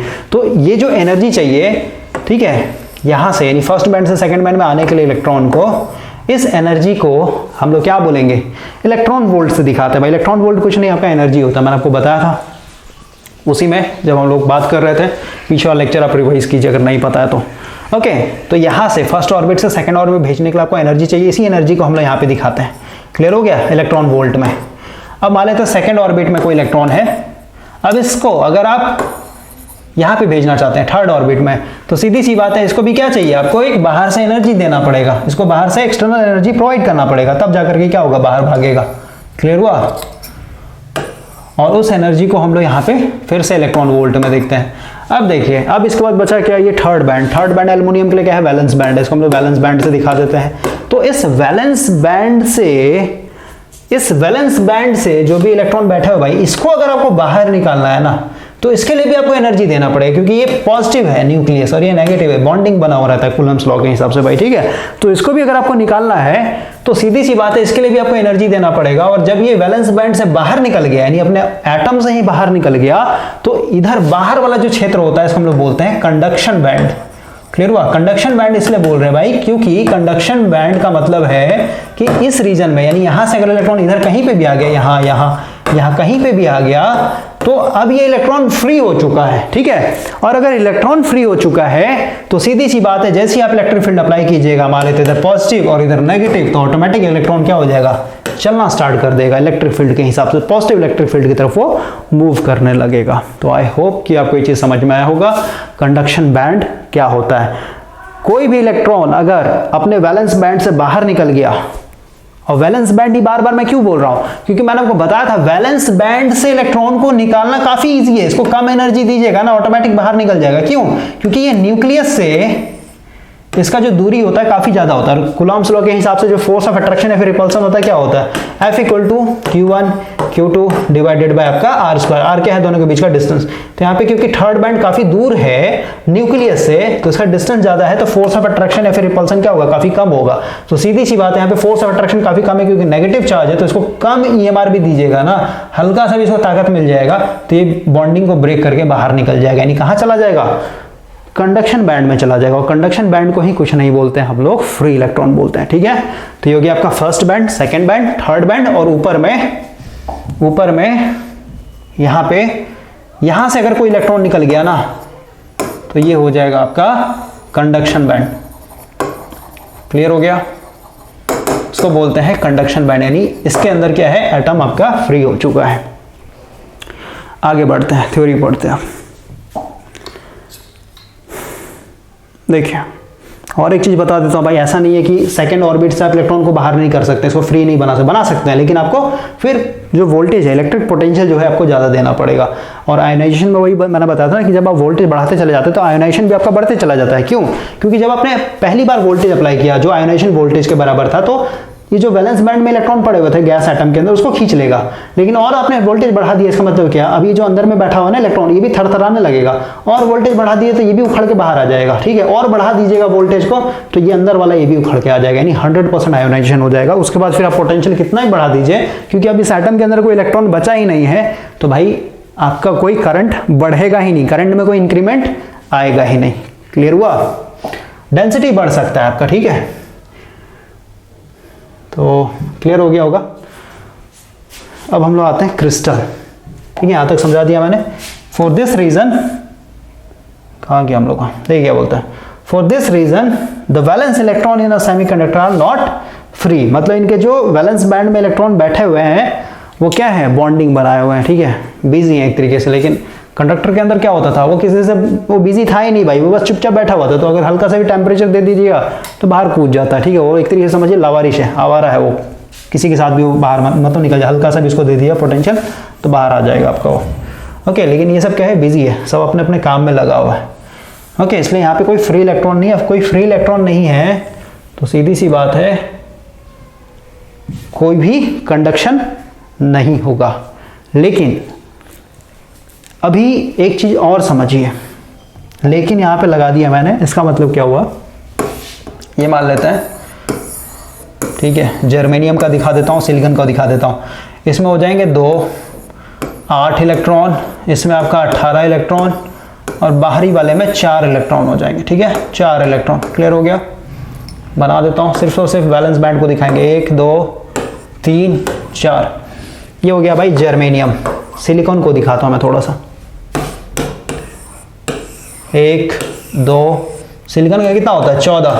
ठीक है, तो ये इसमें 2 इलेक्ट्रॉन, इसमें हो जाएगा 8, 2 और 8 10 हो गया, और इसमें कितना हो जाएगा 4। 1 2 3 4। अब समझिए, बहुत इंपॉर्टेंट चीज बता रहा हूं मैं आपको पता है जो जर्मेनियम का क्रिस्टल होगा, क्योंकि ये जो एटम है आइसोलेटेड एटम है, तो रियल लाइफ में सिंगल एटम तो कभी एग्जिस्ट नहीं करता है, यानी इसके साथ बहुत सारे बिलियंस ट्रिलियंस एटम होता है। क्रिस्टल पढ़ना होता है भाई, एक टुकड़ा है, स्टडी कर रहा है जर्मेनियम का, तो इनके जो इलेक्ट्रॉन है वो बिजी है, इसके बगल वाले के साथ बॉन्डिंग मतलब इलेक्ट्रॉन शेयर कर रहा है, इसके बगल वाले इसका। उसी तरीके से सिलिकॉन भी है, सिलिकॉन का भी एक तरीके से वैलेंस बैंड में 4 इलेक्ट्रॉन है, तो उसको भी 4 चाहिए ना, तो ये भी आपका क्या करे, बॉन्डिंग बना के रखेगा। ठीक है, तो यहाँ पे इलेक्ट्रॉन पूरा का पूरा बिजी है। अब इसको अगर फ्री करवाना है ना, तो फ्री करवाने के लिए मैंने आपको बताया था उसी तरीके से, जैसे कंडक्टर में क्या होता था कि आप टेम्परेचर जैसे रूम टेम्परेचर पे ले आइएगा कंडक्टर को, तो ऑटोमेटिक उसके अंदर बहुत सारे वैलेंस बैंड से इलेक्ट्रॉन जंप कर जाते थे। ठीक है, और वो फ्री इलेक्ट्रॉन के हिसाब से इधर उधर जिगजैग मोशन में इधर उधर भागते रहते थे। और जैसे हम लोग इलेक्ट्रिक फील्ड अप्लाई करते थे, हल्का सा भी फील्ड अप्लाई करते थे, तो ये इलेक्ट्रॉन क्या होता था, मूवमेंट करने लगता था एक पर्टिकुलर डायरेक्शन में, जिसके चलते हम लोग को करंट मिलता था। राइट, और इसमें बहुत सारे फ्री इलेक्ट्रॉन्स होते हैं भाई। लेकिन आपका जो सेमीकंडक्टर होता है, इसमें अगर आपको इलेक्ट्रॉन को फ्री करवाना है, ठीक है, तो यहाँ पे आपको एक स्पेसिफिक अमाउंट ऑफ वोल्टेज देना पड़ेगा, जिसको हम लोग बोलते हैं ब्रेकडाउन वोल्टेज। ठीक है, अब जैसे किसके लिए कितना देंगे, बहुत सारे बच्चे लोग रटते हैं इस चीज को, ये रटना नहीं है। जैसे आप देखिए यहाँ पे अगर मैं डायग्राम बनाऊं, डायग्राम ऑलरेडी बना हुआ भाई, दिखा देता हूं मैं। देखिए यहाँ पे ये जो है जर्मेनियम के लिए दिखाया गया है, तो जर्मेनियम का आपका जैसे फर्स्ट बैंड दिखाया नहीं भाई, ठीक है, तो सेकंड बैंड, थर्ड बैंड, और ये मतलब आपका वैलेंस बैंड हो जाएगा। तो मेरे को बताइए जर्मेनियम में चौथा जो बैंड है, फोर्थ बैंड जो है वो उसका वैलेंस बैंड है, और सिलिकॉन के लिए जो उसका तीसरा बैंड था, थर्ड बैंड था, वो एक तरीके से वैलेंस बैंड है। अगर आप ऐसे नहीं समझ रहे हैं तो इस डायग्राम को देखिए, यहाँ पे ये फोर्थ ऑर्बिट जो है इसका वैलेंस है, यानी इनके बीच में जो दूरी होगा ये बढ़ चुका है। ठीक है, 1/r², डिस्टेंस बहुत ज़्यादा है तो फोर्स ऑफ जो होगा कम होगा, ठीक है। यहाँ पे देखिए, यहाँ पे थर्ड बैंड है एक तरीके से, थर्ड बैंड यानी काफ़ी नज़दीक है न्यूक्लियस से, तो सीधी सी बात है यहाँ पे आपको अगर बाहर निकालना है इलेक्ट्रॉन को, यहाँ पे डिस्टेंस कम है एज कम्पेयर टू जर्मेनियम, तो फोर्स आपको यहाँ पे ज़्यादा अप्लाई करना पड़ेगा। फोर्स कहने का मतलब इलेक्ट्रिक पोटेंशियल आपको यहाँ पे ज़्यादा अप्लाई करना पड़ेगा। क्लियर हुआ? तो अब देखिए यहाँ पे आपको ज़्यादा अप्लाई करना भाई, ठीक है, ज़्यादा ताकत से आपको एक्सटर्नल एनर्जी देना पड़ेगा। तो अब देखिए, क्योंकि जर्मेनियम के लिए आपका यहाँ पे फोर्थ बैंड जो था ये वैलेंस बैंड था, तो सीधी सी बात है वैलेंस बैंड में जो इलेक्ट्रॉन बॉन्डेड है शेयरिंग करके, उसको अगर आप बाहर निकालना चाहते हैं, ठीक है, दो इलेक्ट्रॉन ऐसे बॉन्डिंग बनाया ना, इसको अगर बाहर निकालना चाहिए, इसको फ्री करना चाहते हैं, तो यहाँ पे आपको 0.7 इलेक्ट्रॉन वोल्ट का एक तरीके से एनर्जी देना पड़ेगा, ठीक है। ये एनर्जी होता है भाई, इलेक्ट्रॉन वोल्ट क्या है? एनर्जी है। क्या होता है? अगर आपको नहीं समझ आता है आप कमेंट कीजिएगा, आपके ऊपर एक फिर से मैं बना दूंगा, ठीक है, ऑलरेडी बनाया था लेकिन फिर से बना दूंगा, आपका रिवीजन हो जाएगा। क्लियर हो गया? अब देखिए, अगर सिलिकॉन की बात करें, जैसे यहाँ पे अगर मैंने 0.7 इलेक्ट्रॉन वोल्ट दिया है, तो सीधी सी बात है सिलिकॉन के केस में आपको यहाँ पे एनर्जी बढ़ाना पड़ जाएगा। क्यों? क्योंकि भाई इसका जो वैलेंस बैंड है ये थर्ड बैंड ही, यानी थर्ड ऑर्बिट ही इसका वैलेंस बैंड बन गया है, और यहाँ पे जो वैलेंस बैंड था ये फोर्थ ऑर्बिट बना हुआ था, ठीक है, फोर्थ ऑर्बिट ही इसका वैलेंस बैंड, यानी ये न्यूक्लियस से काफी दूर था, लेकिन ये क्या है, न्यूक्लियस से काफी नजदीक है, क्योंकि इसका थर्ड बैंड ही वैलेंस ऑर्बिट बना हुआ। तो सीधी सी बात है, अब यहाँ पे जो इलेक्ट्रॉन है बॉन्डिंग किए हुए शेयरिंग करके, इसको अगर आपको बाहर निकालना है ना, तो जर्मेनियम से हमेशा ज्यादा आपको यहाँ पे एनर्जी देना पड़ेगा, इसलिए यहाँ पे 1.1 इलेक्ट्रॉन वोल्ट का हम लोग क्या करते हैं, एनर्जी प्रोवाइड करते हैं, ठीक है। अब रटने वाली चीज नहीं है, यहाँ पे सब चीज मैंने आपको समझा दी, इसमें क्यों ज्यादा देना पड़ता है। और कंडक्शन बैंड का क्या मतलब? कंडक्शन बैंड मतलब कि वहां पे आपका इलेक्ट्रॉन जो है फ्री हो चुका है, फ्री वाले रीजन में आ चुका है। क्लियर? आगे बढ़ते हैं। देखिए क्रिस्टल क्या होता है, अभी जस्ट मैंने को बताया था, a substance in which the atoms और molecules are arranged in orderly pattern, एक ऑर्डर होता है इनका, उसको हम बोलते हैं क्रिस्टल। और यहाँ पे आप देख रहे हैं कि ऑर्डर क्या है, कि अगर बीच में जर्मेनियम है तो उसके ऊपर में भी एक एटम होगा जर्मेनियम का, लेफ्ट में भी, राइट में भी, डाउन में भी। क्लियर हुआ? यहाँ पे आप देख सकते हैं ये पैटर्न ऊपर नीचे इस तरीके से, ये देख रहे हैं पैटर्न बना हुआ। क्लियर हुआ? इस तरीके से पैटर्न, इसको बोलते हैं crystal. All semiconductors have crystalline structure, जितने भी सेमीकंडक्टर, जैसे सिलिकॉन का भी देखेंगे ना, तो सिलिकॉन को भी उसके एक तरीके से 4 वैलेंस इलेक्ट्रॉन है, तो उसको भी 4, तो वो भी इसी तरीके से बनेगा, इसी तरीके से उसका क्रिस्टल बनेगा। For example referring in figure, ठीक है, अब पता नहीं कौन सी, it is clear that each atom is surrounded by neighbouring, यानी ऊपर वाले के बारे में बता रहा है, ठीक है, neighbouring atom in a repetitive manner, इनका रिपीट हो रहा है, सीक्वेंस रिपीट हो रहा है, ऑर्डर रिपीट हो रहा है। Therefore a piece of germanium is generally called a germanium crystal. अगर आपके पास एक छोटा सा टुकड़ा है इस तरीके का, तो उसको हम लोग क्या बोलेंगे, जर्मेनियम का क्रिस्टल है मेरे पास। अब आगे पढ़ते हैं, कॉमनली यूज्ड सेमीकंडक्टर। अब सीधी सी बात है भाई, देखिए आप बाजार जाइए, ठीक है, बाजार में जा करके अगर आप भाई मान लेते हैं कोई स्पेशल चीज़ का डिमांड कर दे रहे हैं, जैसे आप मान लेते हैं भाई एक जर्मन शेफर्ड लेने जा रहा है, ठीक है, यानी डॉग लेने जा रहे हैं। अब वो डॉग क्या है, काफ़ी कॉमन है इंडिया में, तो आपको इजीली अवेलेबल हो जाएगा। लेकिन अगर आपने कोई स्पेशल क्वालिटी का, फिर स्पेशल ब्रीड का आपने डॉग डिमांड कर दिया, या फिर कुछ भी खाने पीने का कोई सामान डिमांड कर दिया, जैसे साउथ इंडियन कुछ आपने स्पेशल डिमांड कर दिया नॉर्थ इंडिया में आकर के, तो आपको नहीं मिलेगा, ठीक है। यानी हम लोग चीज़ों को सप्लाई डिमांड के बेसिस पे अपने डेली लाइफ में लाने की कोशिश करते हैं। जैसे अगर भिंडी 100 रुपये किलो है, तो कोई भी आदमी भिंडी नहीं लेगा, वो जो 10 रुपये फिर 20 रुपये वाला किलो सब्जी होगा वो लेना चाहेगा, ठीक है। तो सेमीकंडक्टर्स के अंदर में बहुत सारे सेमीकंडक्टर्स होते हैं, लेकिन हम लोग किसके ऊपर फोकस करेंगे, जो धरती से ईजिली निकाला जाए, जिसमें निकालने में यानी एक्सट्रैक्शन करने में ज़्यादा खर्चा ना हो और मार्केट में इजीली अवेलेबल हो। तो वही बोल रहा है, there are many semiconductors available, बहुत सारे सेमीकंडक्टर अवेलेबल है, लेकिन very few of them have a practical application in electronics, ठीक है। इलेक्ट्रॉनिक्स में हम लोग बहुत कम को ही यूज़ करेंगे और उन्हीं को यूज़ करेंगे जो ईजिली अवेलेबल होगा, ठीक है। द टू मोस्ट फ्रिक्वेंटली यानी सबसे ज्यादा यूज करने वाले मटेरियल है germanium and silicon. It is because the energy required to break their covalent bond, that is energy required to release an electron from their valence band is very very small, ठीक है। जैसे एक में देना पड़ रहा था 0.7 और एक में देना पड़ रहा था आपका 1.1 इलेक्ट्रॉन वोल्ट, ठीक है। Therefore we shall discuss these two semiconductor in detail, इसको हम लोग थोड़ा डिटेल में बात करेंगे। अब वैसे ही भाई हम लोगों ने ऑलरेडी देखा ना वैक्यूम ट्यूब, तो वैक्यूम ट्यूब में हम लोग को पावर कंजम्पशन ज़्यादा हो रहा था, अलग से हीटर लगाना पड़ जा रहा था उसमें थर्मियोनिक इमिशन करवाने के लिए।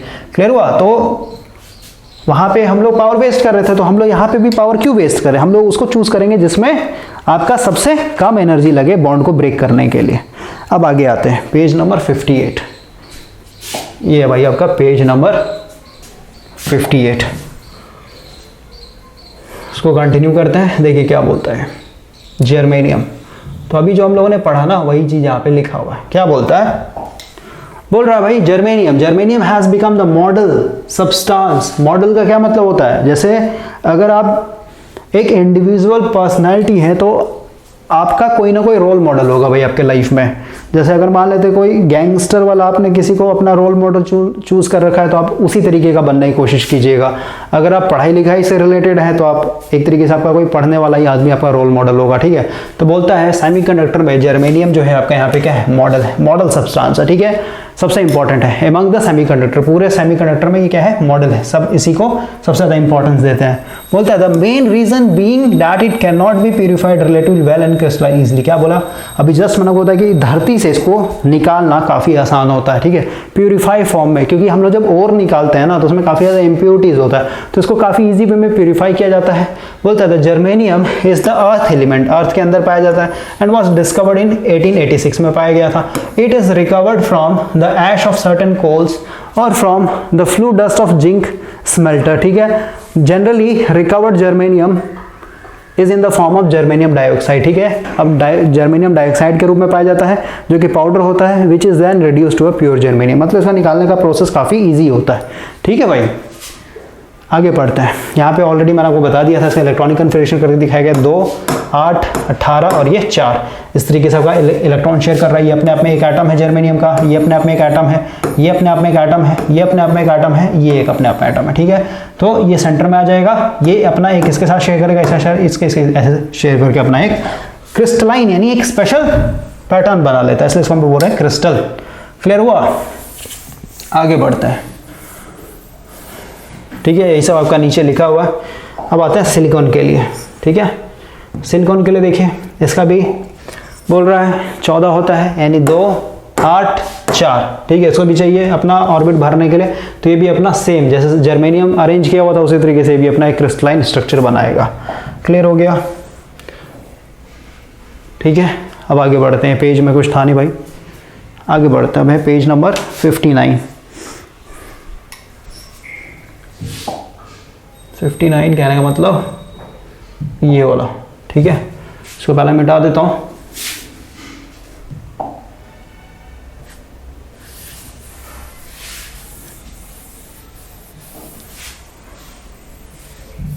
सब चीज भाई आपको फील होना चाहिए, ठीक है, कुछ भी रटने वाला चीज नहीं है। आपके आंखों में एक तरीके से एनिमेशन चलना चाहिए कि एक्चुअली हो क्या रहा है।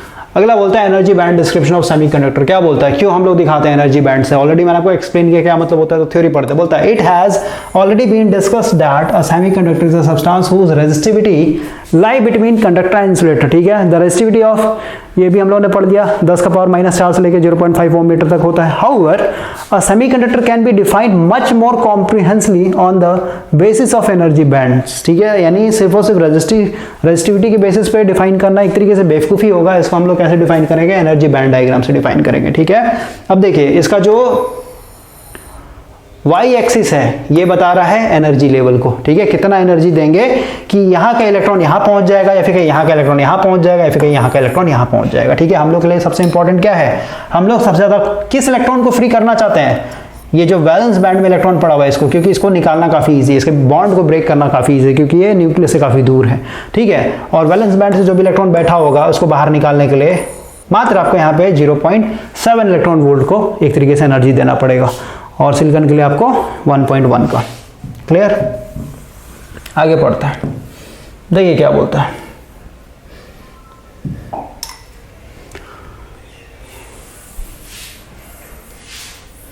देखिए क्या बोल रहा भाई, A semiconductor is a substance which has almost filled valence band, सारा भरा हुआ रहता है, कोई भी इलेक्ट्रॉन वहां पे फ्री नहीं है, सब एक दूसरे का हाथ पकड़ के बैठा हुआ है, ठीक है। नियरली एम्प्टी कंडक्शन बैंड, यानी अब भाई कंडक्शन बैंड में कोई इलेक्ट्रॉन ही नहीं होगा, कोई आएगा ही नहीं इलेक्ट्रॉन, ठीक है। With a very small energy gap, ठीक है, एनर्जी गैप आपका काफी स्मॉल है, ठीक है, हल्का दे दिया तो टूट करके आ जाएगा, बॉन्डिंग टूट जाएगा। आगे बोलता है, ऊपर में जो फोटो दिखाएगा तो 5.4 और 5.5 show the energy band diagram of germanium and silicon बोलता है it may be seen that forbidden energy gap, ये जो एनर्जी गैप होता है ना इनके बीच में, यहाँ पे फर्स्ट बैंड होगा इसके बीच में, इसको हम लोग फॉरबिडन एनर्जी गैप बोलते हैं भाई, ठीक है, इज अ वेरी स्मॉल, जैसे 1.1 electron volt silicon and 0.7 electron volt for germanium, therefore relatively small energy is needed by their valence electron to cross over to the conduction band, यानी valence band से conduction band में आने के लिए आपको बहुत ही small energy देना पड़ेगा। इवन एट रूम टेम्परेचर, अब इंपॉर्टेंट है भाई, प्रैक्टिकल लाइफ में हम लोग कहाँ रह रहे हैं, इंसान लोग कहाँ रहता है, रूम टेम्परेचर यानी 27 डिग्री सेंटीग्रेड पे। तो बोलता है अगर रूम टेम्परेचर की बात करें तो बोलता है some of valence electron may acquire sufficient energy to enter into the conduction band and thus become free electron. मतलब यहां पे बोल दिया कि रूम टेम्परेचर पे, जैसे हम लोग कंडक्टर में देख रहे थे ना, कंडक्टर के केस में तो रूम टेम्परेचर में लाने से इलेक्ट्रॉन जो होता है कुछ आपका फ्री हो जाता है, बाहर निकल जाता है। तो यहाँ पे बोल रहा है भाई कि कुछ इलेक्ट्रॉन जो है वैलेंस बैंड से क्या होता है, कंडक्शन बैंड में आ जाता है, क्योंकि टेम्परेचर बढ़ा दिया तो ऑटोमेटिक क्या होता है, थर्मल एनर्जी बढ़ गया तो ऑटोमेटिक बाहर निकल जाएगा, ठीक है, and become free electron. However at this temperature the number of free electron available is very small, ठीक है। अब यहाँ पे स्टार मार्क मारा हुआ है, स्टार मार्क मारा हुआ है, तो इसको हम लोग पढ़ते हैं पहले। स्मॉल होगा, कितना स्मॉल होगा, कितना स्मॉल होगा, तो बोलता है, बोल रहा है भाई यहाँ पे out of 10 to the power 10 semiconductor atoms 1 atom provide a free electron. बहुत इंपॉर्टेंट लाइन है। बोला जो आपका क्रिस्टलाइन स्ट्रक्चर था ना, बीच में जर्मेनियम, ऊपर में भी जर्मेनियम, नीचे में भी जर्मेनियम, इधर सब जो 5 एटम को एक तरीके क्रिस्टलाइन स्ट्रक्चर बना रखा है, तो मान लेते हैं 10 का पावर 10 सेमीकंडक्टर एटम है, सोच रहे हैं मतलब बिलियंस ट्रिलियंस एटम है एक तरीके से, ठीक है। और उसमें से बोला रूम टेम्परेचर पे कोई एक एटम, सिर्फ एक एटम जो है एक फ्री इलेक्ट्रॉन वहां पे दे देगा जब उसको रूम टेम्परेचर पे लेके आइएगा, यानी बिलियंस ट्रिलियंस एटम आपस में बंधे हुए हैं, ठीक है। अब उनमें से सिर्फ एक इलेक्ट्रॉन, मतलब पॉसिबिलिटी है कि एक इलेक्ट्रॉन अपना एक बैंड तोड़ करके, कोवेलेंट बैंड तोड़ करके इलेक्ट्रॉन को कहाँ भेज देगा, वैलेंस बैंड में भेज देगा। अब सोचिए भाई, एक इलेक्ट्रॉन आया हुआ है कंडक्शन बैंड में। अब सबसे पहले देखिए, समझाता हूं मैं आपको। करंट I इक्वल टू होता है चार्ज डिवाइडेड बाय टाइम, इसको हम लोग एम्पियर लिखते हैं, करंट का यूनिट एम्पियर, आगे में कुछ नहीं छुपा 1, इसके आगे कुछ नहीं छुपा 1, इसके आगे कुछ नहीं छुपा 1, तो 1 एम्पियर इक्वल टू यहाँ पे 1 चार्ज को क्या लिखते हैं हम लोग, कूलम, ठीक है, डिवाइडेड बाय टाइम का क्या होता है यूनिट, 1 सेकेंड, सही बात है। और हम लोग को पता है 1 एम्पियर करंट कहना मतलब 1 कूलम चार्ज अगर 1 सेकंड में पार कर जाएगा एक वायर में, एक पॉइंट से दूसरे पॉइंट में, तब बोलते हैं इसको 1 एम्पियर, ठीक है। ये मान लेते हैं ए पॉइंट है, ये मान लेते हैं बी पॉइंट है, ठीक है। और 1 कूलम चार्ज का मतलब क्या होता है, ये होता है आपका 6.28 into 10 to the power 18 electron, इतने सारे इलेक्ट्रॉन, ठीक है। अगर ए पॉइंट से बी पॉइंट में 1 सेकंड में पार कर जाएगा, क्रॉस कर जाएगा, तो बोलेंगे 1 एम्पियर का करंट मिला है हम लोग को, क्लियर हुआ। तो भाई, और 1 एम्पियर का करंट देखिए, जो मैंने आपको बल्ब का एग्जांपल दिया था ना, ये जो 100 वाट का बल्ब था, 200 वोल्ट पे चला रहे थे तो रेजिस्टेंस में रहा था 400, ठीक है। तो इसको हम लोग ऐसे रेजिस्टेंस की तरह दिखा सकते हैं और 200 वोल्ट इसमें सप्लाई दे देंगे, ये 400 ओम को ऐसे लिख सकते हैं। करंट कितना आ जाएगा मेरा, I इक्वल टू V बटा R, यानी 200 बटा 400 कीजिएगा तो आ जाएगा आपका 0.5 एम्पियर, समझ रहे बात को। यानी इस बल्ब को चलाने के लिए हाफ एम्पियर का करंट चाहिए आपको। हाफ एम्पियर कहने का मतलब क्या कि 6.28 इंटू 10 टू द पावर 18 को आधा कर दीजिए, यानी 10 टू द पावर 9 हो जाएगा, ठीक है भाई। इधर इसका आधा जो भी आएगा, तो उतना इलेक्ट्रॉन एक जगह से दूसरी जगह 1 सेकंड में पास करेगा, तब आपको यहाँ पे क्या मिलेगा, 0.5 एम्पियर का करंट मिलेगा, क्लियर हुआ। लेकिन सेमीकंडक्टर में क्या बोला कि रूम टेम्परेचर पे जब इसको लेकर के आएंगे आप, रूम टेम्परेचर पे जब इसको रखेंगे तो 1 इलेक्ट्रॉन मिलेगा आपको कंडक्शन बैंड में, क्लियर हुआ। अब इस 1 इलेक्ट्रॉन को भाई आप कितना भी वोल्टेज, हैवी वोल्टेज अप्लाई करके इसको लगा दीजिएगा, 1 इलेक्ट्रॉन आपको कितना करंट दे देगा बताइए मेरे को। यहां पे 1 एम्पियर में बोल रहा है 6.28 into 10 to the power 18 electron pass होगा, तब जाके 1 एम्पियर करंट मिलेगा। यानी हाफ एम्पियर से कंपेयर कीजिए ना, एक मात्र 10 रुपए वाला बल्ब आप जला सकते हैं, आधा एम्पियर करंट मिलेगा तो, या फिर 1 एम्पियर करंट मिलेगा तो, क्लियर हुआ। 5 एम्पियर पे आपका हीटर चलता है एक तरीके से, या फिर कहिए 6 से 7 एम्पियर पे आपका ये AC ये सब चलता है, ठीक है। तो भाई ये जो एक इलेक्ट्रॉन आ गया आपका रूम टेम्परेचर पर यूजलेस है, क्योंकि इसके चलते जो भी करंट मिलेगा काफ़ी काफ़ी काफ़ी स्मॉल होगा, वो हम लोग फील भी नहीं कर सकते हैं। यहाँ तक कि आप उसको अगर जीभ से भी चाटिएगा ना फिर भी वो एक तरीके से, जैसे बैटरी को हम लोग जीभ से टच करते हैं कैसा हम लोग को लगता है, हल्का हल्का झटका सेंसेशन होता है, वो भी आपको फील नहीं होगा। ठीक है, यानी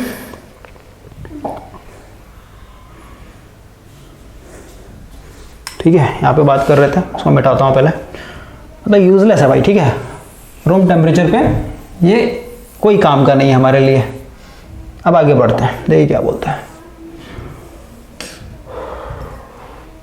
स्टार मार्क मरा हुआ था ना, ठीक है, तो ही बोलता है ठीक है बहुत स्मॉल होगा, मतलब इलेक्ट्रॉन काफी, however at this temperature the number of free electron available are very small, therefore at room temperature a piece of germanium और सिलिकॉन, सिलिकॉन में तो और नहीं आएगा क्योंकि सिलिकॉन का जो थर्ड बैंड ही एक तरीके से क्या हो जा रहा है, बैलेंस बैंड बन जा रहा है, तो उसमें और फ्री इलेक्ट्रॉन नहीं मिलेंगे आपको। Is neither a good conductor और नॉर अ इंसुलेटर। किस पे? रूम टेम्परेचर पे, क्योंकि इंसान कहाँ पे सर्वाइव करता है? रूम टेम्परेचर पे। आप कुछ भी बना रहे हैं कहाँ पे यूज कर रहे हैं? डिजिटल बोर्ड कहाँ यूज हो रहा है? 27 डिग्री यानी रूम टेम्परेचर पे। आप जो भी मोबाइल ये सब यूज कर रहे हैं कहाँ यूज कर रहे हैं? आप नॉर्थ पोल पे जाकर के तो यूज कर नहीं रहे, या फिर कहिए आप सन पे जाकर के आप यूज कर नहीं रहे, अपने जो एक एटमॉस्फेयर है जिसमें हम लोग सर्वाइव करेंगे वहीं पे यूज करेंगे ना भाई। तो हम लोग जहाँ पे रहते हैं रूम टेम्परेचर पे वहाँ पे यूजलेस है। ठीक है, for this reason such substances are called semiconductor. ठीक है, अब सेमीकंडक्टर क्यों बोला जा रहा है? अभी तो आपको समझ में आ गया, सेमी मतलब कभी कंडक्ट करेगा कभी नहीं करेगा। कब नहीं करेगा? तो रूम टेम्परेचर पर कंडक्ट नहीं करेगा, या फिर कहीं रूम टेम्परेचर के नीचे वाला जो टेम्परेचर उस पर कंडक्ट नहीं करेगा। ठीक है, अब आगे बढ़ते हैं। बोलता है the energy band description is extremely helpful in understanding the current flow through semiconductor, जो ऊपर में पढ़ा हम लोगों ने। Therefore we shall frequently use this concept in our further discussion. आगे में हम लोग इस एनर्जी डायग्राम को बार बार यूज करेंगे समझने के लिए चीजों को। अब देखिए, अब आते हैं हम लोग टेम्परेचर को लेकर के, क्योंकि अभी हम लोगों ने देखा टेम्परेचर 27 डिग्री था तो एक इलेक्ट्रॉन आ गया, एक दो इलेक्ट्रॉन आ गया, ठीक है, कंडक्शन बैंड में। अब आगे पढ़ते हैं। बोलता है effect of temperature on semiconductor. बोलता है the electrical conductivity of a semiconductor changes appreciably with temperature variation. मतलब टेम्परेचर घटाने बढ़ाने से इसका जो होता है कंडक्टिविटी चेंज होता है, मतलब कभी ज्यादा कंडक्ट करेगा कभी कम करेगा। This is very important point two keep in mind, मतलब ये काफी इंपॉर्टेंट प्रॉपर्टी है सेमीकंडक्टर के। तो बोलता है एट एब्सोल्यूट टेम्परेचर, बताया था मैंने आपको एब्सोल्यूट टेम्परेचर क्या होता है, -273 डिग्री सेंटीग्रेड, यानी इससे लोवेस्ट टेम्परेचर आपका पॉसिबल ही नहीं है इस धरती पे। क्लियर हो गया? यानी ये सबसे लोवेस्ट टेम्परेचर है। बोलता है एब्सोल्यूट टेम्परेचर बोल रहा है, यानी बहुत माइनस में है आप। बोलता है at absolute zero temperature all electrons are tightly held by the semiconductor atom, मतलब सारे जो शेयर किए हुए हैं ना वो सब काफी टाइटली बंधे हुए हैं। ठीक है, फ्रीज हो रखे हैं, ऐसे समझिए फ्रीज हो गया, पूरा पूरा बर्फ बना हुआ है। The inner orbit electron are bounded whereas the valence electron are engaged. देखिए अंदर वाला जो ऑर्बिट है, सॉरी अंदर वाला जो इलेक्ट्रॉन है भाई वो तो आपका क्या है, बॉन्ड है, पूरा पूरा स्ट्रॉन्ग बंधा हुआ है। साथ ही साथ वैलेंस बैंड में जो बना वो कोवेलेंट बैंड के साथ बॉन्डिंग बना रखा, मतलब वो भी बंधा हुआ है। At this temperature the covalent bond are very strong and there are no free electron. Conduction band में आपको कोई भी इलेक्ट्रॉन देखने को नहीं मिलेगा। Therefore the semiconductor crystal behave as a perfect insulator. ठीक है, अब आगे बोलता है in terms of energy band description the valence band is filled. ऊपर वाला जो बताया भाई, ठीक है, ऊपर वाला जो डायग्राम था ना उसके बाद बोल रहा है कि वैलेंस बैंड क्या है, पूरा पूरा भरा हुआ है। ठीक है, चारों का चारों और एक दूसरे से शेयर कर रहा है वो। And there is a large energy gap between valence band and conduction band. ठीक है, मतलब बहुत ज्यादा गैपिंग है यहाँ पे। Therefore, no valence electron can reach conduction band, कोई भी नहीं पहुंच पाएगा कंडक्शन बैंड में, और कंडक्शन बैंड में पहुंचेगा तो कोई भी फ्री इलेक्ट्रॉन नहीं बन पाएगा। ठीक है, it is due to the non availability of free electron that a semiconductor behave as a insulator. यही कारण है कि फ्री इलेक्ट्रॉन है नहीं अवेलेबल, तो इसके चलते आप बोल रहे हैं कि ये क्या है, एक तरीके से इंसुलेटर की तरह बिहेव करेगा। ये हो गया। नेक्स्ट पेज देखते हैं, नेक्स्ट पेज क्या है आपका। नेक्स्ट पेज है भाई आपका 60, इसको देखते हैं आप। पेज खोलना पड़ेगा।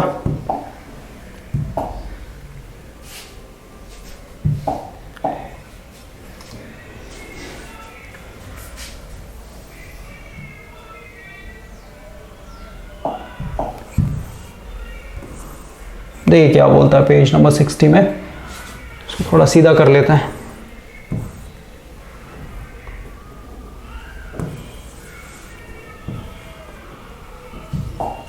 बोल रहा है अबव एब्सोल्यूट जीरो टेम्परेचर। अभी हम लोगों ने देखा कि एब्सोल्यूट टेम्परेचर पे यानी -273 डिग्री सेंटीग्रेड पे। अब बोल रहा है एबव, मतलब टेम्परेचर धीरे धीरे बढ़ाएंगे, -273 से अगर ऊपर आते हैं ऊपर वाले टेम्परेचर पे, तो बोल रहा है when the temperature is raised some of the covalent bonds in semiconductor break due to the thermal energy supply. मतलब गर्मी के कारण क्या होगा, उनका कोवेलेंट बॉन्ड जो इलेक्ट्रॉन शेयर करके बंधा हुआ है वो थरथरा करके बाहर निकल जाएगा, कंपन होगा उसमें, ठीक है भाई, क्योंकि हीट कर रहे हैं मतलब ईएमआर आ रहा है और एनर्जी गेन करके इलेक्ट्रॉन क्या हो रहा है, एक्साइट होकर बाहर निकल रहा है, ठीक है।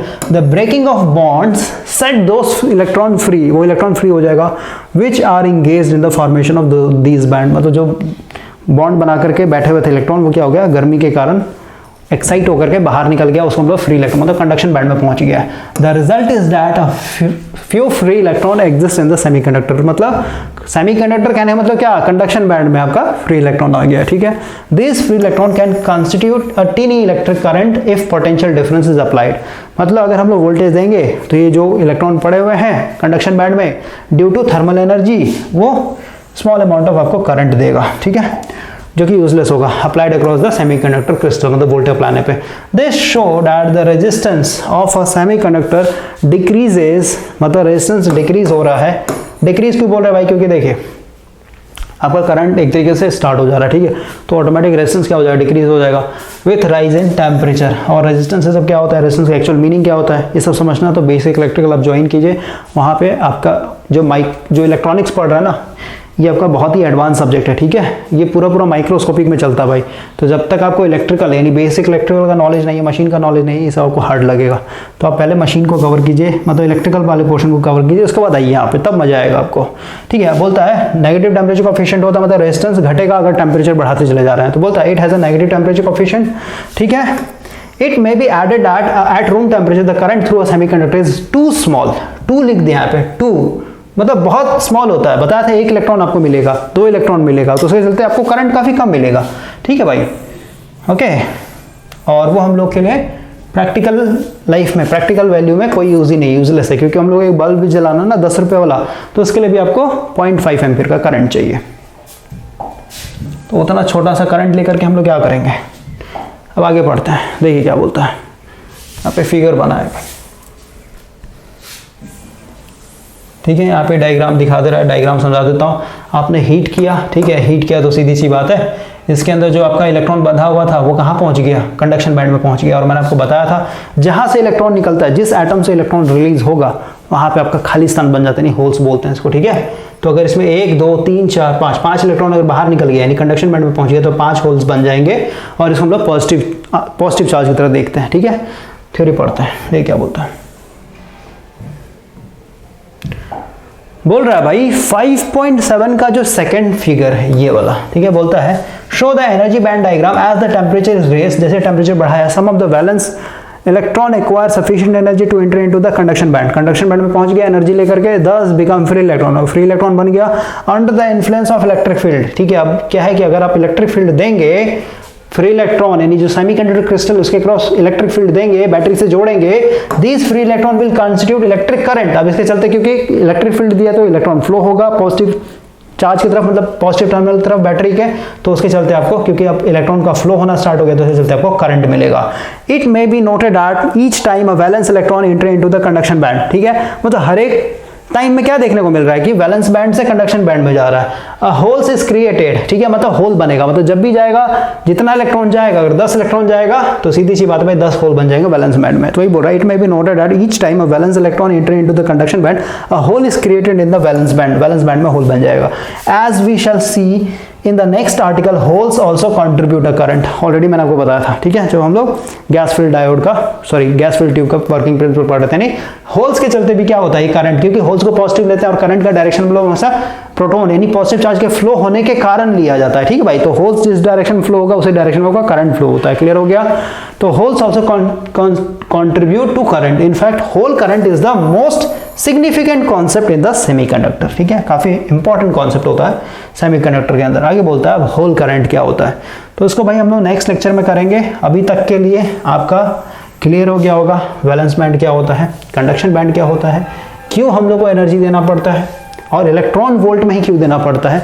इलेक्ट्रॉन वोल्ट नहीं पढ़ा है आपने, लेक्चर स्किप किया आपने, ठीक है। अब देखिए पीछे में सारा चीज बताया हुआ था, और ये सब पढ़ने से ज़्यादा जो मैंने स्टार्टिंग में 29 लेक्चर दिया ना भाई, उसको आप देखिए, उसको आप नोट्स बनाइए, ठीक है। वो आपको लग रहा होगा ऊपर ऊपर है या फिर बहुत लाइटली लिया होगा आपने, अब जब पढ़ेंगे ना तब समझ में आएगा उसमें कितना सारा इन्फॉर्मेशन है, तब जाकर यहाँ पे एक एक चीज़ आपको समझ में आएगा।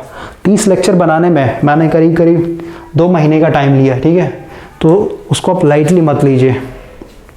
तो अभी रहने देते हैं। इसमें नेक्स्ट में हम लोग बात करेंगे होल करंट क्या होता है, उसके बाद intrinsic semiconductor, extensive semiconductor, N type, P type, उसके बाद फिर आपका मेजॉरिटी माइनॉरिटी कैरियर पढ़ लेंगे, उसके बाद फिर आपका पीएन जंक्शन हो जाएगा, यानी डायोड स्टार्ट हो जाएगा, ठीक है। Property of PN junction, forward बाइस, रिवर्स बाइस, ठीक है, ये सब आपका इतना चलेगा आपका, यानी खत्म हो जाएगा आपका ये पूरा चैप्टर। 3 से 4 लेक्चर और बनेंगे इसमें, उसके बाद खत्म हो जाएगा भाई। तो आज के लिए इतना ही रहने देते हैं।